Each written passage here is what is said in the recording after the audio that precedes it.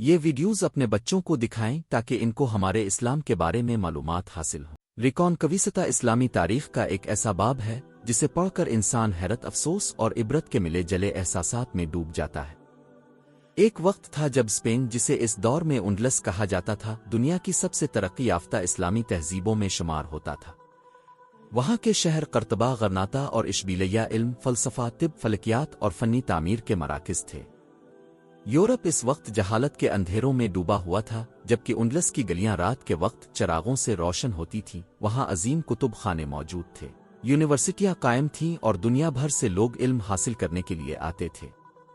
مسلمان، عیسائی اور یہودی ایک ہی معاشرے میں نسبتاً امن کے ساتھ زندگی گزار رہے تھے، اور اسلامی حکومت نے علم و تہذیب کی ایسی مثال قائم کی جس نے بعد میں پورے یورپ کی ترقی کی بنیاد رکھی۔ مگر وقت ہمیشہ ایک جیسا نہیں رہتا۔ آہستہ آہستہ مسلمانوں کے اندر اختلافات بڑھنے لگے، چھوٹی چھوٹی ریاستیں بن گئیں، حکمران اقتدار کی جنگوں میں مصروف ہو گئے اور اتحاد کمزور پڑنے لگا۔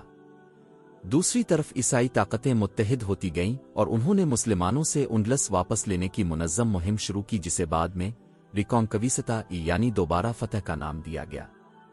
یہ جنگ صرف زمین کی نہیں تھی بلکہ تہذیب، اقتدار اور مذہبی غلبے کی جنگ بن چکی تھی۔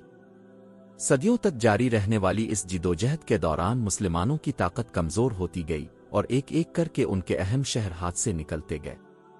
آخرکار 1492 میں غرناطہ، جو انڈلس میں مسلمانوں کا آخری مضبوط قلعہ تھا، بھی سقوط کا شکار ہو گیا۔ یہ وہ لمحہ تھا جب 800 سالہ مسلم حکومت کا سورج اسپین میں غروب ہو گیا۔ غرناطہ کے آخری مسلم حکمران ابو عبداللہ نے جب شہر کی چابیاں عیسائی بادشاہ فرڈینڈ اور ملکہ ایزابیلا کے حوالے کی، تو روایت ہے کہ شہر چھوڑتے ہوئے اس نے آخری بار غرناطہ کی طرف دیکھا اور آنسو بہانے لگا۔ اس کی ماں نے اس وقت ایک ایسا جملہ کہا جو تاریخ میں ہمیشہ کے لیے محفوظ ہو گیا: جس سلطنت کو مردوں کی طرح بچا نہ سکے، اس پر عورتوں کی طرح روتے کیوں ہو؟ غرناطہ کے سقوط کے بعد مسلمانوں کے حالات تیزی سے خراب ہونے لگے۔ ابتدا میں وعدہ کیا گیا تھا کہ مسلمانوں کو مذہبی آزادی دی جائے گی، ان کی مساجد محفوظ رہیں گی اور وہ اپنی ثقافت کے مطابق زندگی گزار سکیں گے، مگر جلد ہی یہ وعدے توڑ دیے گئے۔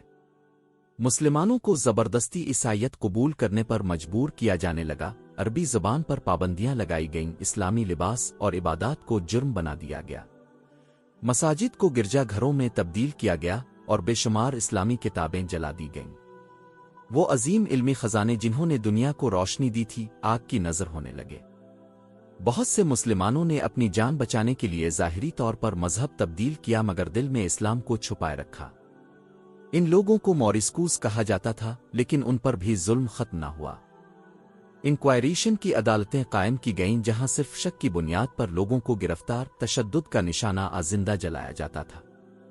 خاندان بکھر گئے، شہر ویران ہو گئے اور ایک عظیم اسلامی تہذیب آہستہ آہستہ تاریخ کے صفحات میں دفن ہونے لگی۔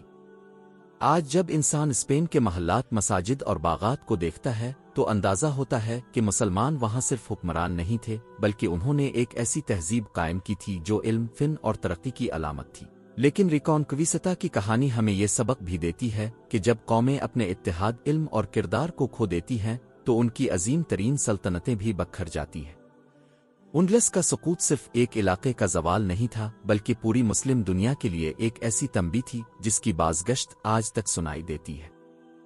اس طرح کی مزید ویڈیوز کے لیے ہمیں لائک کریں اور ہمارے چینل کو فالو کریں۔